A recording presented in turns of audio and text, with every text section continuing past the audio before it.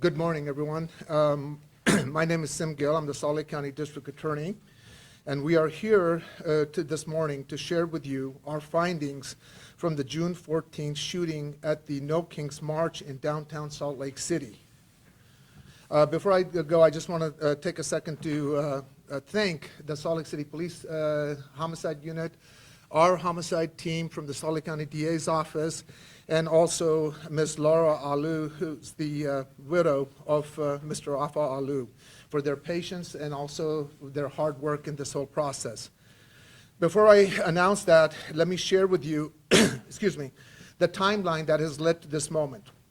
On June 14, 2025, law enforcement officers responded to a shooting at the No Kings March in downtown Salt Lake City. At the scene, law enforcement discovered that one person, Mr. Arthur Afa Alou, was found with a gunshot wound to the head. Mr. Alou was transported to a hospital where he ultimately succumbed to his injuries. At the scene, they also found a suspect later identified as Arturo Gamboa, who was taken into custody at that time. At the scene, they also discovered one member of the safety team with the march organizers named Matthew Alder, who was involved with the shooting, having fired, as they would later discover, 3 shots. Salt Lake City Police Department began to investigate and gather evidence at the scene. Mr. Gamboa's original detention would have expired on June 19th. Since the investigation was still ongoing and nothing yet has been presented to the DA's office, the Salt Lake County District Attorney's Office requested an extension to continue to hold Mr. Gamboa from the court, and the court granted that, extending our hold to Monday, June 23rd. On Friday, June 20th at 9 a.m., preliminary presentation of the investigation was presented to the homicide team of the District Attorney's Office. In all homicide cases, homicide cases are presented to the members of the entire homicide team and our senior leadership as a general screening. At this presentation, it was determined that there was not sufficient evidence to make any final decisions on charging anyone, and this time was since the investigation was ongoing, no final decision would happen before the 23rd. So a decision was made to release Mr. Gamboa, and our homicide chief, Josh Graves, filed a motion to release Mr. Gamboa, which the court signed that same day, which was June 20th. On July 2nd, Salt Lake City PD made a more comprehensive presentation of their investigation to this office. At this presentation, some additional requests and follow-up were requested, and the investigation remained open and active. The homicide team continued to work the case, and the case presented a very nuanced and complex set of facts. For example, we have some very liberal open carry laws in the state of Utah. We also do not have any specific prohibitions against guns in public places or events, and like some other states also have. We have also a jurisdiction that provides a safe harbor to the use of lethal force against others, which had to be a part of any ongoing consideration. The statute in Utah in part provides that an individual is justified in threatening or using force against another individual when and to the extent that individual reasonably believes that force is necessary to defend an individual or another individual against the imminent use of unlawful force. In theory, you can have 2 individuals open carry and simultaneously have a situation where one may use deadly force if the objective facts support an imminent fear for one's life or the lives of others. Our homicide team grappled with these such scenarios and possible contradictions in the vacuum of Utah state law. And one consideration at that time was that the nuance and the complexity of the issues that we had to see if we could avail ourselves of other processes. And so we decided that one option was to request a grand jury. Unlike other states where a prosecutor can ask for a grand jury, in Utah we have to make that request to a panel of 5 judges to authorize a grand jury. Since the grand juries only meet quarterly, the panel had already met, so we requested an expedited or an emergency request on July 14th which was denied on July 18th. We were told that the next meeting would be in October and to make that request at that time. On September 18th, the court reached out to our team to let us know that if we wanted to request a grand jury panel review, to do so by October 6th. We certified and requested a grand jury by October 6th and subsequently presented the panel to the panel on the 16th, requesting that grand jury. The panel generally has 30 days by which to make their decisions. After we had done so, our homicide team continued to work the evidence in the case. We also learned that on October 14th, there was a case that was ruled upon in Massachusetts, which had some similar issues, and that started to help us clarify the legal challenges that we were confronting as a team. And that helped us to start to actually help us solidify a decision at that time.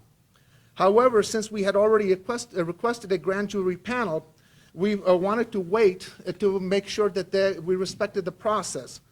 On November 5th, we heard back from the panel that they had denied our request for a grand jury.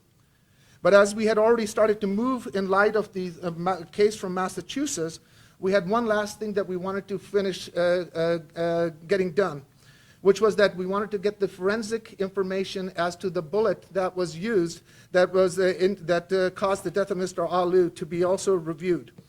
And we finally got that final notification of that review on November 20th. In the interim, we also met with the family early on, and then as late of yesterday, we met with the widow of Mr. Alder and their legal defense counsel, and shared with them the direction of our conclusion. And that brings us to today. Today, as we speak, we are filing one count of second-degree manslaughter against Matt Alder, and also formally declining any charges against Mr. Arturo Gamboa. Please note, these are allegations only, and Mr. Alder is presumed to be innocent of any wrongdoing as is in our system. So now I will share with you that we file our charges on the following probable cause. On June 14, 2025, at approximately 2000 hours, Salt Lake City Police were dispatched to a shooting that occurred at 151 South State Street in Salt Lake County along the route of No King's March that was occurring in downtown Salt Lake City that day. Upon arrival, officers located Arthur Afa Alou lying in the street with an apparent gunshot wound to his head. Mr. Alou was transported to the hospital, where he was later declared deceased. Several witnesses directed officers toward the corner of 100 South and 200 East, where an individual that matched the initial description of the shooter was wrestling over a backpack with another person. The officers detained the individual, later identified as Arturo Gamboa, and observed blood on his hands. Gamboa was wearing a black shirt, black cargo pants, and black boots. Detectives located 3 loaded rifle magazines in Gamboa's cargo pants, along with a knife. In his backpack, detectives located a disassembled AR-15 rifle, a Venezuelan flag, and other identification documents. Gamboa had a flesh wound to his outside left abdomen from an apparent gunshot. Officers also made contact with an individual identified as Matthew Scott Alder, who was wearing a high-visibility green vest. Alder was accompanied by several other individuals also wearing high-visibility vests, who later were identified as a volunteer safety team. Through the course of several interviews, detectives learned that the primary purpose of the safety team was to provide medical care, crowd management, and de-escalation. All safety team members wore highly visible vests and carried first aid kits and radios. Several safety team members voluntarily carried firearms. There did not appear to be any formal training to be a volunteer for the safety team. While on the scene, Alder made several statements that were captured on a responding officer's body cam. Specifically, he stated The guy was around the corner, had an AR, and was ducked down and was loading his rifle. I fired a couple of shots towards the building to ward him off and to get him to stop, and he just took off. Later in this interaction, he stated, "I can't believe it. I saw him. He was loading an AR right there. I can't believe it. I pulled behind the column and I took shots at him." On the evening of the shooting, detectives interviewed safety team member AF, who stated that his attention was first drawn to Gamboa as he walked northbound on State Street near the Maverick and Liberty Sky apartment buildings.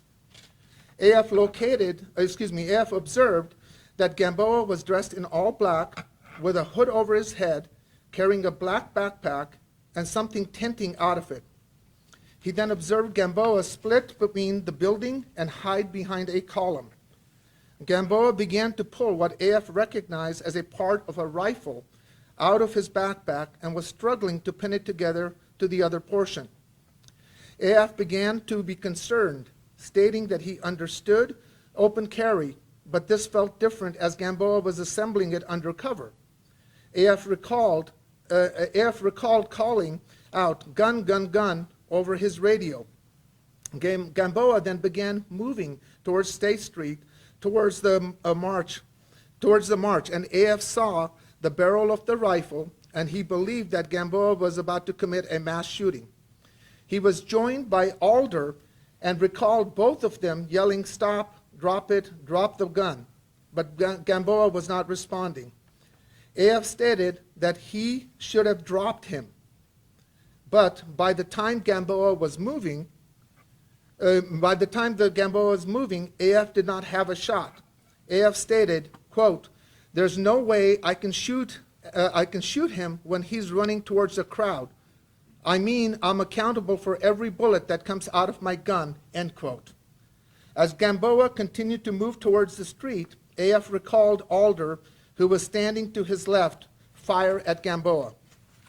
Several days after the incident, Alder was interviewed by Salt Lake City police detectives. Alder stated that he was getting a drink at Maverick when he noticed AF waving him to come to his location. When he got to AF's location, he observed Gamboa in complete black gear, black hooded, black everything, with an AR-15 in a lower position. He described Gamboa being tied up against the wall and observed his right hand sliding up the weapon, which he believed was him, quote, "charging the handle," end quote, making it ready to fire. He then described Gamboa psyching himself up and hunched down like he was in a combat mode. Alder removed his 9mm firearm and recalled thinking, "Oh my God, this is happening. This is really bad. Somebody's going to get hurt." Gamboa began moving towards the crowd, and when Alder yelled, "Stop," Gamboa didn't respond. Alder stated that is when he took his first shot. After this shot, Alder stated that Gamboa continued to move towards the crowd, and he yelled, "Get on the ground," and saw Gamboa's head turn towards him with the rifle still moving up from a lower position. He shot 2 more times at him, thinking, "Oh my God, I have to fire. If I please God, don't let me have to fire, but I want people to be as safe as I can." Alder demonstrated where he believed Gamboa was located at the time he fired. During the first 2 shots, he placed Gamboa to the south side of the Liberty Sky apartment building. For the 3rd shot, he placed Gamboa to the west of the corner of the building. Alder told detectives that he believed Gamboa was going to mag dump into the crowd of people to kill as many people as he could. He told detectives he observed other people open carry that day, and it did not cause him concern, but Gamboa's behavior scared the hell out of me. Detectives interviewed witness LF, who submitted a detailed statement shortly after the shooting. LF stated she was walking southbound on the east sidewalk of State Street when she observed security under the carport of Maverick building, yelling at a person behind her and drawing their weapons, giving commands to drop your weapon. LF turned around and observed the guy in black walking out towards State Street, kind of on guard, not really concerned, but also not just casual. LF noted that the male was wearing black from top to bottom, with only his eyes and hands visible. He was carrying a mean-looking rifle. LF stated that the male was holding the gun in his right hand with his, quote, finger not on the trigger, but it was outstretched beyond the trigger guard, end quote, and that his left hand was on the barrel. LF stated that the barrel was in a downward angle, and that if it had fired, it would have hit her feet or legs. She said security continued to yell commands at him, and I understand the protest was loud, but it wasn't so loud that you couldn't hear someone yelling at you. And the male looked like he was fixed on State Street. LF stated security fired one shot at the male, and she began running when she heard two more shots fired. LF concluded her interview stating, quote, because of the man in black, I was concerned for the lives of everyone around me, and the guy that shot the gun didn't scare me, end quote. Detectives recovered multiple videos that captured portions of the incident. In one video from the dash cam of a private security car parked between the buildings, Gamboa can be seen jogging up the east sidewalk of State Street before turning east into the alleyway. Gamboa was dressed in all black from head to toe, carrying a backpack. In another video with a similar angle that captures the alleyway, Gamboa is observed behind a column in front of a garage door on the south side of the Liberty Sky apartment building. Within seconds of taking this position, AF is observed watching Gamboa from the sidewalk. Gamboa is bending over and removing items from his backpack and manipulating the items from behind the column.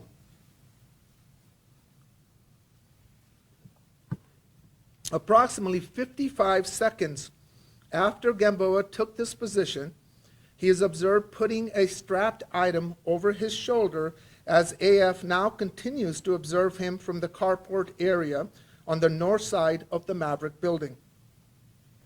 22 seconds after Gamboa put the strap over his shoulder, Alder is seen joining AF under the carport while Gamboa is still behind the column of the apartment building.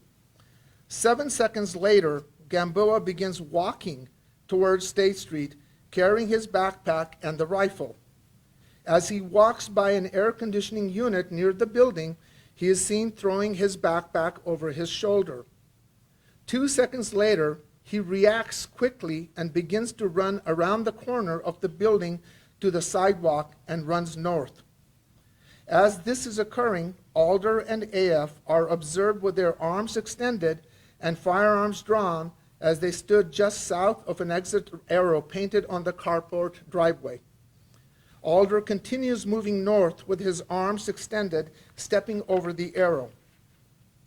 In yet another separate video from the apartment balcony on the west side of State Street, briefly captured the beginning of the shooting. Gamboa is observed walking upright towards State Street, with the barrel of his rifle pointing down towards the ground.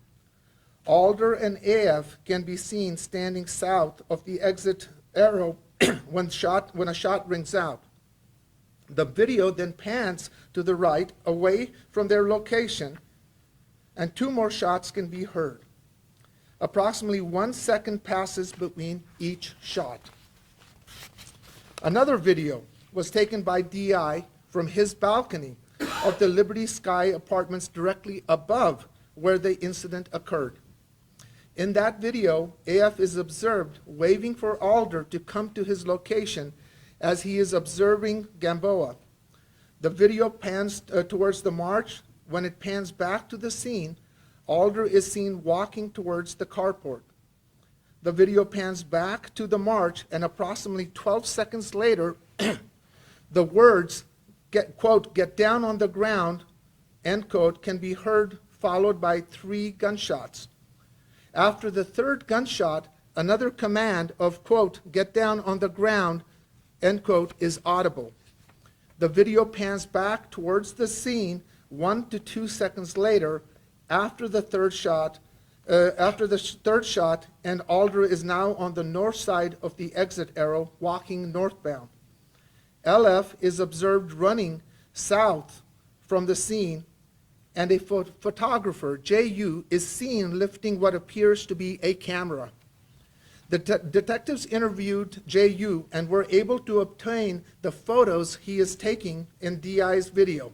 So you have DI's video, and it captured JU. We saw a camera being lifted, so we were able to identify and recover those photographs.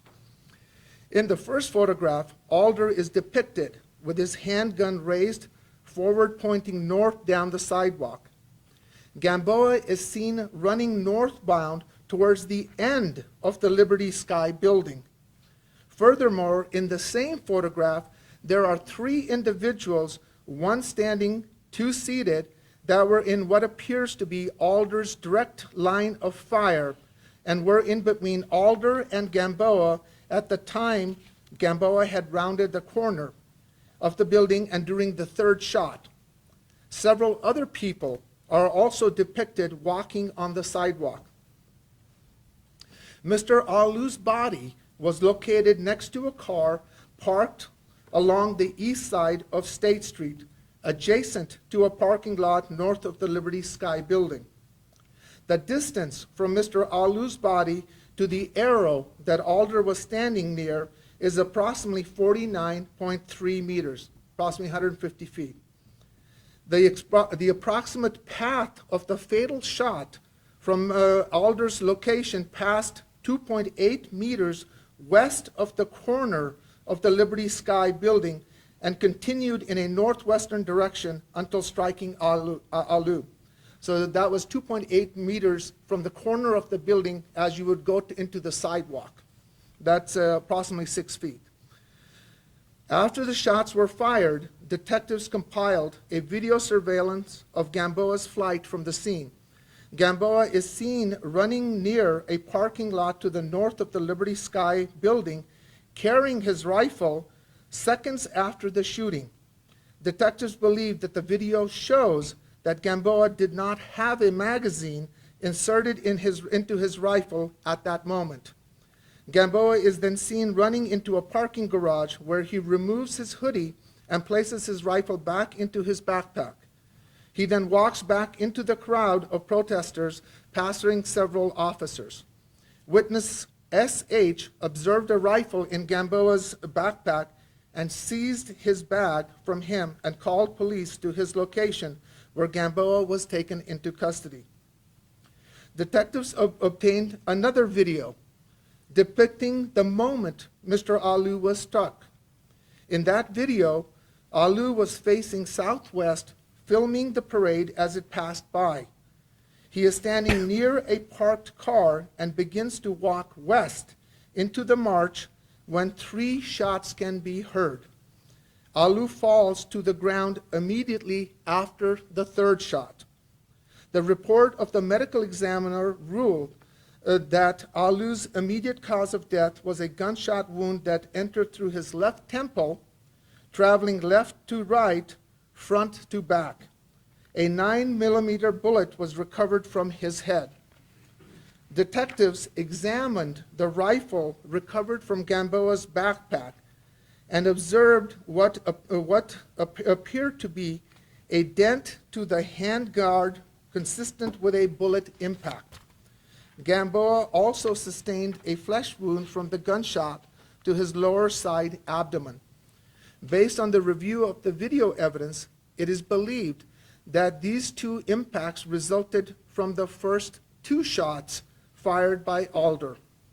At the scene of the shooting, detectives recovered a bullet jacket fragment under the cardboard near Alder's location. Ballistic testing from Salt Lake City Police Crime Lab determined that the fired bullet jacket and the fired bullet recovered from Mr. Alu's head were fired by Alder's Smith & Wesson 9-millimeter handgun. The fired bullet recovered from Mr. Alu had no markings or damage indicative of a ricochet. Our office has already communicated with the legal counsel for Mr. Alder, and we will be requesting a summons. At this time, I'm happy to answer some limited questions. Yes? Why issue a summons and not seek detention? He has been he's been cooperating. He is not considered to be a flight risk. And at this stage, we have issued a summons, and his counsel has agreed for that. Yes? Arturo Gamboa was also shot. Why is he not being treated as a victim in this? That's a great question. So here's the challenge that I've sort of presented. And so let me first of all just read to you the declaration that we have from Mr. Gamboa, and which we sent out to his counsel as well today. After applying the submitted evidence to existing Utah firearm laws and case law, our office has determined that there is insufficient evidence to charge Mr. Gamboa with a criminal offense for his involvement in the fatal incident during the No Kings protest on June 14, 2025. Although Mr. Gamboa engaged in what could reasonably be perceived as alarming and irresponsible conduct by assembling an AR-15 under the cover during a mass gathering, he was lawfully permitted to carry the rifle in a concealed and subsequently open manner under existing Utah law. At the point Mr. Gamboa was engaged by members of the self-described safety team, there is insufficient evidence that he committed a clear violation of criminal law, such as aggravated assault, possession of a dangerous weapon with intent to assault, or any other firearm related to offenses. So as I mentioned to you, we have very liberal open carry laws in the state of Utah. And you can open carry. There are no prohibitions. The only entity that can create any prohibitions in that would be our legislature, our policymakers. And so as such, in the state of Utah, everybody gets to carry if they want to. And if somebody freaks out, that's not it's not your fault. It's supposed to be the fault of the person who freaks out. And so we don't have any specific articulated offenses by which we can charge him with. So that's why we declined to file charges on him. But no, why is there no charge reflecting Arturo Gamboa as a victim? Okay, He was shot. great question. So let me follow up on that. So what is interesting about Utah's law, since everybody gets to open carry, that we also have a very robust self-defense justification law. And so, is it logical and conceivable that I can have two independently open carry individuals where the conduct of one, so you look at status, conduct, and context, which may give rise to a self-defense claim.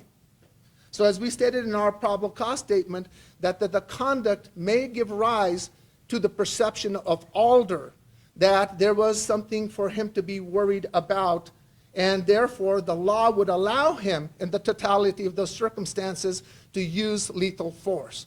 And this is the loophole that has been created by the vacuum by our policymakers that unfortunately could create hazard for innocent bystanders. And so as we went through the analysis of what we could charge, what would be reasonable, hence as we stated in our probable cause statement, I have the initial observation of AF. I have the initial observation of LF. I have Alder's perception and the totality of what is occurring. Now, while those circumstances can give rise in an objective way, but it is also what is otherwise protected behavior. And that is the thing that we were grappling over as we continue to work this case in sort of the vacuum that we find ourselves in without any clear-cut clarity, which can be enunciated either direction by our policymakers. If you go to an LDS church, you can't carry a gun in there. If you go to watch jazz, you can't carry a gun there. Those are private folks. But when it comes to any dangers that are inherently created in public space, that is the responsibility of our public policymakers. And so we found there's this gray area, this loophole, if you will, where the right accidental circumstances can create this very nuanced, complex problem that confronted us in this analysis. So some people thought when a double standard because Matt Alder was not arrested at the same time. Now, some people might say there's a double standard in reverse. You're charging Alder and no charges against Gamboa. Okay, let me How do see, you respond? yeah, let me see how I can respond to that. So let me take the first part first there. You have a shooting that occurs. It may be a mass shooting. It is a dynamic situation that is occurring. Officers are responding. People are being identified.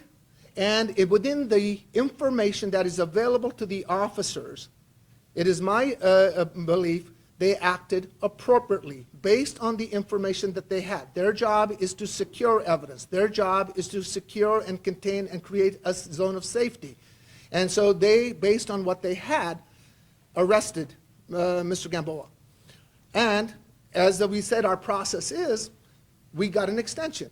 And we were presented with that information so we could look at preliminarily. We met in this room on Friday, but we also determined at that time that we didn't have any final decision. So we made the motion for his release. That's our process, based on what the officers had.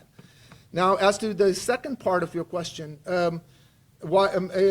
again, we don't direct investigations. Police do those investigations. Mr. Alder was cooperating, making statements. He continued to make that information available as the investigation proceeded. Now, your last part of the question, Brian. The question is this a double standard in No, reverse? no. So we follow the evidence. We follow what the evidence gives us. We follow what the applicable law is.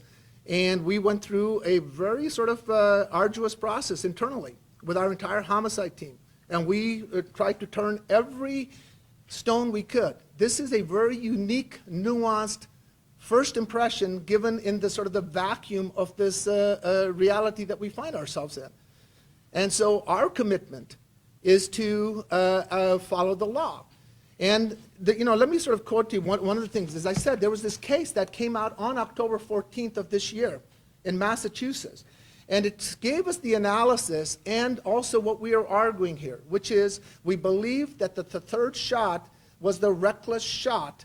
And while you may have a right to use lethal force, that doesn't mean that that lethal force can be used in a reckless manner.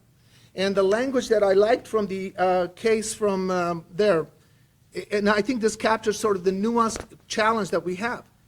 An assailant assumes the risk of being killed by her victim.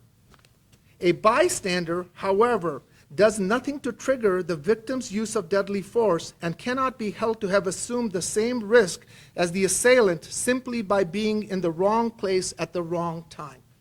And I think that fits into what we're saying, that it is reckless conduct. That third bullet,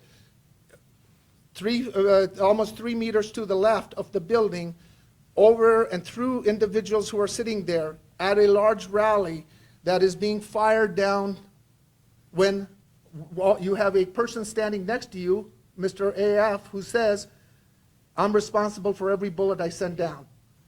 To us, that is reckless conduct, and that is what we're charging. Manslaughter based on the evidence that we have. What do you make of criticisms over how the system has treated Mr. Gamboa and Mr. Alder differently? For example, Mr. Arturo arrested immediately, your office had filed to try to keep him there while you figured things out. Now that things have been figured out, Mr. Alder just gets a summons.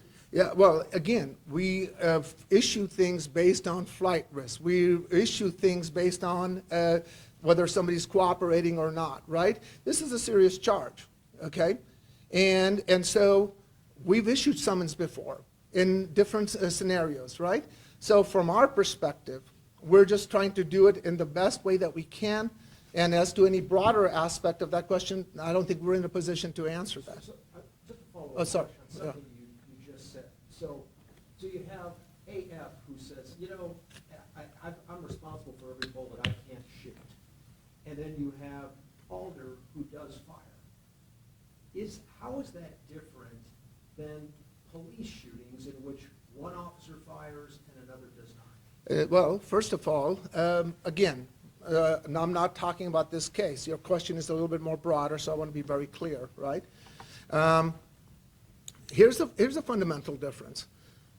Police officers have an obligation to react. They have an affirmative obligation to protect.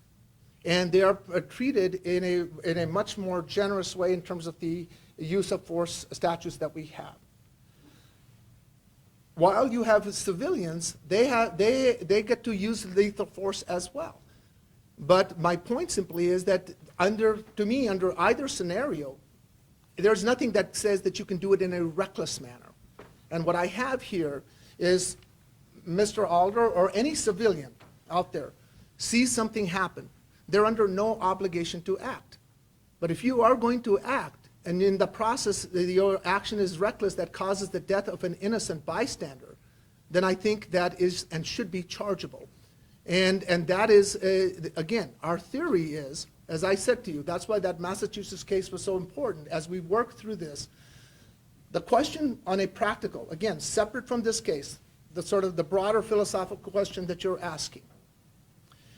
If we have where two people who open carry can create what would be otherwise a legally defensible misunderstanding, I do not think it is good public policy that those misunderstandings should be paid by the lives of innocent bystanders. And that's a broader philosophical policy objection. In this case, our argument is that that third bullet was reckless, and if it is reckless, it is manslaughter. And again, let me emphasize, these are allegations only. There's a presumption of innocence that applies here. And let's not forget that. But I'm also sharing with you, again, there is an interesting vacuum potentially here. And we may want to address this because we probably don't want to have a similar convergence of facts and realities in a way that might end up with the loss of another person's life. And we can clarify those relationships and those accountabilities with good public policy, but I don't get to do that. That is the domain of somebody else. Will you be Yes. asking lawmakers to oppose what you described as illegal? In my role as the elected district attorney, I do get the privilege on broader issues, and I think everybody wants to do the right, responsible thing, and I think it would behoove us. It doesn't matter. Nobody should get injured or lose a life if it's something we can remedy to clarify what that accountability looks like. We can remedy that. Look, there are many states here in this country that have great open carry laws, but they also have restrictions on gatherings and public events, so you don't end up with those kind of misunderstandings. So that's the range of possibilities that are available. And certainly, I think prosecutors would like more clarity than less clarity. So with the first two shots by Alder, do you fall under justifiable self-defense? What I'm saying is, under the totality of the facts, on the evidence that we looked at, in the way that the justification statutes are here in Utah, that may be available to him in that reasonable. So, yes, he can perceive and react to that. But the question then becomes, does that create a complete immunity? Or if you engage it in a reckless manner, is there some accountability? And our position today is that third bullet, which goes outside of that backdrop, in a large gathering with so many different people, that was reckless conduct, and therefore it is chargeable. Again, that's an allegation only. The first two shots, even though it says that his rifle wasn't even fully assembled. Well, so here's the question. You get to open carry, that's your status. Then you engage in a conduct which can be both innocent and could also be alarming. Okay? Which is secreting yourself to put that together. Now, under the law, you could also just take a knee on the sidewalk and start putting that gun together, and there's no violation. But then it's at a rally, right? And so does that create objective facts in a way in which the current justification statute may provide a defense to use that force? It does. And so our focus is saying, okay, we're looking at this. Is there somebody, Mr. Alu has lost his life. To us, that is reckless conduct, but that's the nuanced complexity that I'm talking about. So are you saying that the first 2 bullets were not reckless, or are you simply saying you don't think you could overcome the self-defense justification statute to charge? I think that the latter is there, but also there is, listen to what AF says to us, as we stated in our probable cause statement. I should have taken the shot when I could have, basically, right? He says, I couldn't take that shot because once he started moving. And so, certainly, that backdrop is different than shooting down towards, over people, through people, and towards people who are marching, right? To us, that is reckless conduct, and that third shot is the basis on which we're filing our charges. There was a question, I'm sorry. You said that you talked to the family victim in this case throughout the investigation. What was their reaction to what they found out yesterday when you talked to them? And just their overall reaction to this, the decision, and then also their behavior during the investigation? We met with the family early on at that time in this room, and we told them that this was a very nuanced, complex issue. We told them that we will look at it with the seriousness it deserves. We told them to be patient with us through this process, right? We met with them yesterday, with Laura and her legal counsel yesterday. She's lost somebody that she loves. She's lost a partner. And that grief is palpable, understandable. And you know, we again explained, again, just like I did, why our timeline was what we were doing, why we reached the conclusion that we have. And from what I could gather, she understood what it was and was appreciative and supportive of our efforts. So, but in terms of your question, how does one feel when they lose somebody they love? Can you say if the DA's office has or is looking into other organizers who maybe have some kind of negligence involved in these situations that happen? Nothing has been presented to us to look at it, you know, and so, of course, we look at anything that law enforcement brings to us and would have us look at it, and we would go through the same analysis. What is the evidence? What is the allegation? What is the statutory construct in which we can hold somebody accountable? And criminal law is one of the remedies. There's also other remedies, so, you know, but nothing that's been presented to us. Yes. When Mr. Adler gave these statements, was he read his Miranda rights and informed he was a suspect? Yeah, he came in voluntarily with his legal counsel and provided those statements. Any other questions? Okay. Oh, okay, one more. Recklessly cause the death of another. Yeah. How does Utah statutes define that, or how have the courts interpreted that? Well, again, that is going to be a fact. So this is something that's going to be contested and go forward. Again, this is why I emphasize these are allegations. Mr. Alder deserves the presumption of innocence, and this is something that will get played out as we go forward, all the different issues that are part of that.